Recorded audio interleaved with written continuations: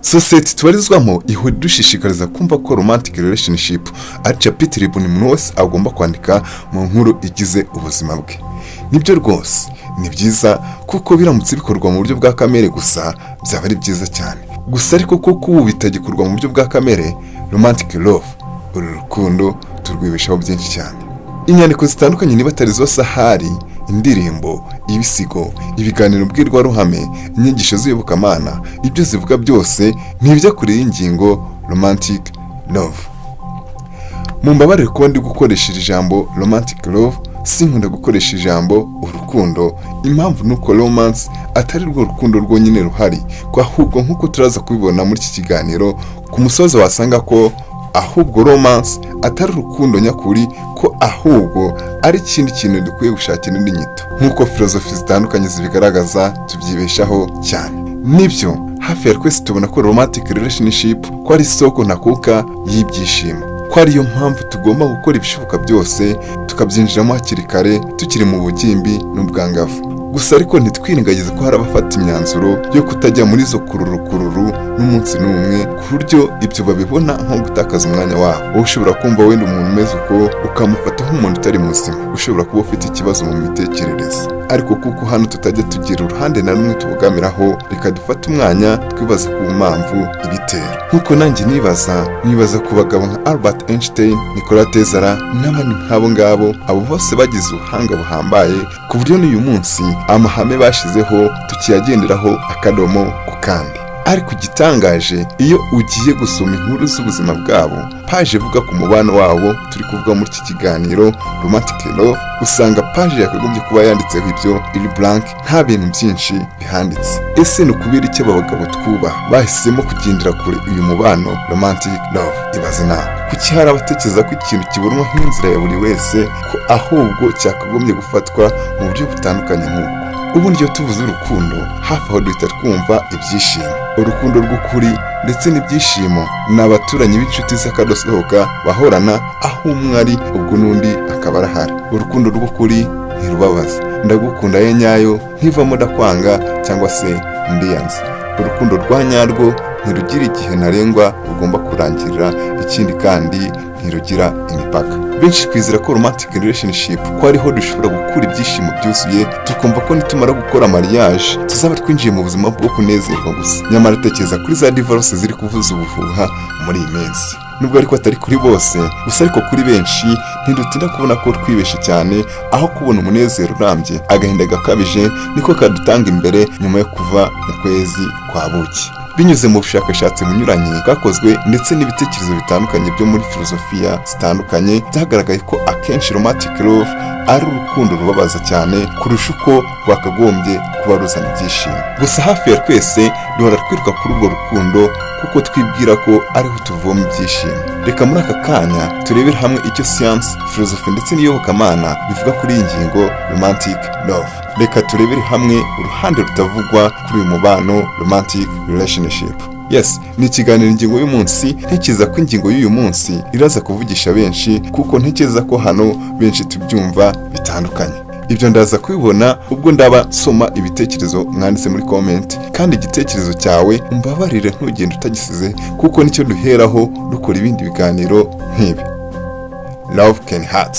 Urukundo rurababaza, yego cyangwa se oya? Igisubizo cyawe ni iki? Tubwire muri comment section. Mbere na mbere reka mbisegureho, hari icyo ngamije si ugupfobya cyangwa se kunenga bari mu rukundo nk'uko tubyita, kuko wenda wasanga nanjye mbibamo cyane. Gusa ariko ntitwabura kwibaza igituma hari abizo nkundo zituma bahitamo kujya gusimbuka ku nkunda amahoro cyangwa se kwamakuza. Ntekereza ko wamenye impamvu ibitera, ashobora no gufata umwanzuro wo gushishoza mbere yo kujya muri relationship iyo ari yo yose, cyaba na ngombwa akanabireka. Reasons to not fall in love. Impamvu bamwe bahitamo kutinjira mu rukundo, mu mubano wa romantic relationship.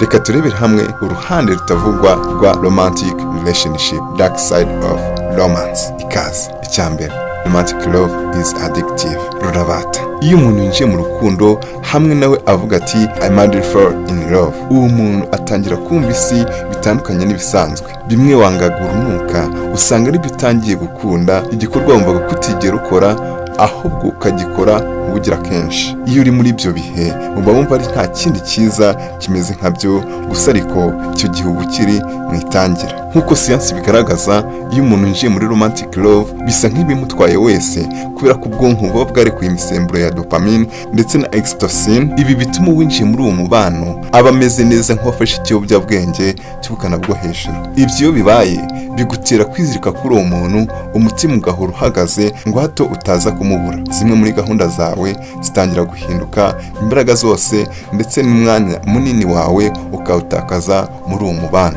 Umuhanga muri biological anthropology akaba n'inzobere mu bushakashatsi bunyuranye, Dr. Helen Fisher, yemeza ko romance ari nka cocaine.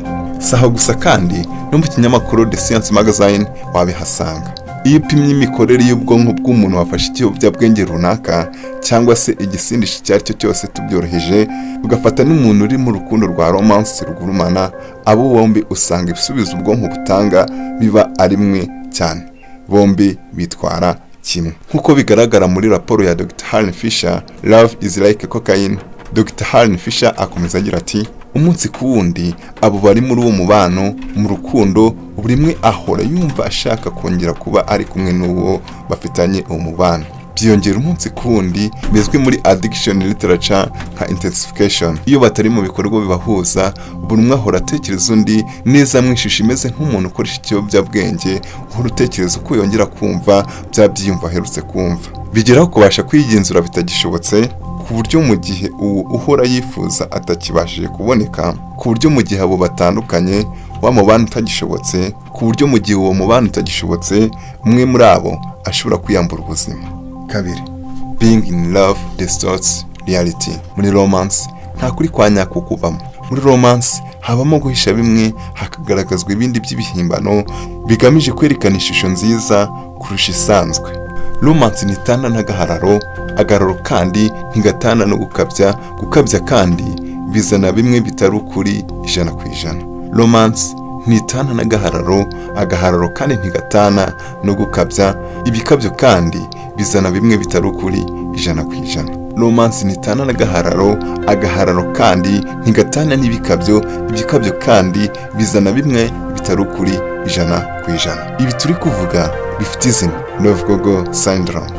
Love Gogo Syndrome ni imyitwarire y'umuntu uri mu rukundo, cyane cyane iyo umubano ukiri mushya, aho umuntu akora ibishoboka byose kugira ngo yigaragaze neza kurusha ukuri kwa nyako kuko uwo muntu ateye. Ibi bituma tutabasha kumenya udukosa, utunenge turi mu miterere y'uwo muntu turimo guhuza uwo mubano. Ibyo nibyo bituma tujya mu rukundo, muri romance, n'abantu bikunda cyane bazwi nka narcissistic people, banamwigendaho. Umupateni utazatinda kuguhohotera, kugutuka, kugukubita mukiri no mu kwezi kwa buki, hamwe utazatinda kubona ko yibishe kuri uwo muntu cyane. Ikindi kintu twibeshaho cyane, iyo uri kumwe n'uwo muntu bigishyushye mugihararanye, uba wumva ko ku isi yose ari nta wundi mupatena wagira ikirenge mu cyuwo muri kumwe, gusa ariko uba wibeshe cyane. Mu mamiliyari y'abandi bantu batuye ku isi, uwo si we kamara, uwo si we wenyine ufite ingaza conditions ugenderaho. Aho kuvuga ngo uyu ni we wenyine twabijyamo, hari n'abandi benshi. Hari amamiliyoni y'abakandida biteguye guhatanira uwo mwanya wo kuba umupatena wawe, kandi bafite inga neza cyane, bujuje neza ibyo wifuza ku mupatena wawe kurusha uwo wumva ko ari we kamara. Gatatu, romantic love can be excruciatingly painful. Love can hurt. Urukundo rurababaza.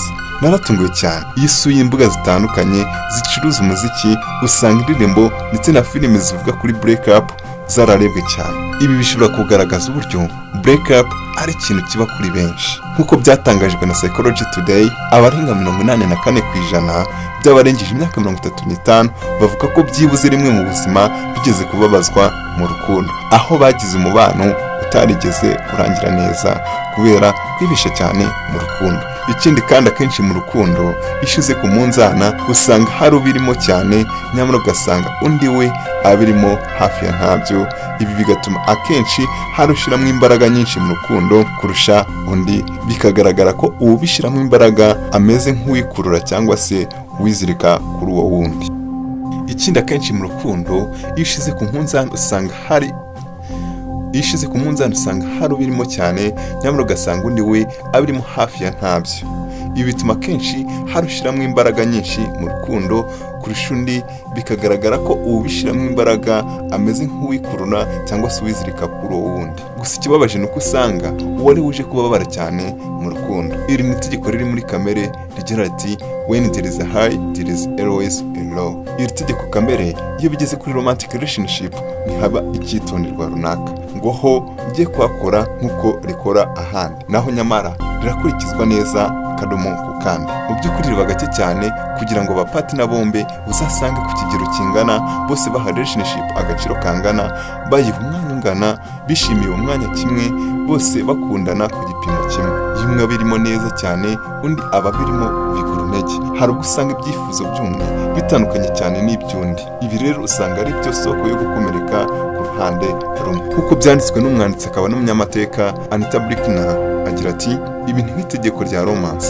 mu itangira biba biryohereye nk'ubuki, gusa bigasuzanya agahinda gaterwa no kudashoboka k'urwo rukundo. Akenshi iyo twinjiye muri uwo mubano tuba dutekereza ko twinjiye mu ijoro rito, tuba turyohewe cyane, twishyiramo ibitekerezo by'uko ari nta kindi kintu kizigera kidutandukanya n'abapatina bacu, gusa ntidutinda gutungurwa ubwo tuba dutangiye kubona baduca inyuma. Uwo wizeraga ko agukunda by'ukuri nk'inkimwe, ko ahubwo wowe uri uw'inyuma mu bandi bose abwira ko akunda by'ukuri.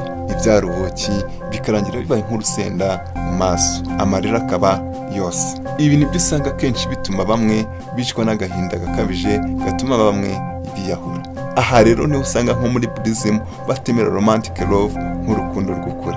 Urukundo rw'ukuri ntirubabaza ahubwo ruzana ibyishimo. Urukundo rw'ukuri ni nk'imirasire y'umucyo tuboneramo umugisha. Ibi nibyo bigarukwaho cyane n'umwigisha muri filozofi ya Buddhism Sona. Muri uko kwizirikanaho nihabaho impinduka hazabaho kubabara. Uyu niwo musaruro wo kureka ubuzima bwawe ukagengwa n'amarangamutima ashingiye ku wundi muntu, uwo wiziritseho kubabara. Dama Q&A with Sona kwa 22 Mutarama 2023.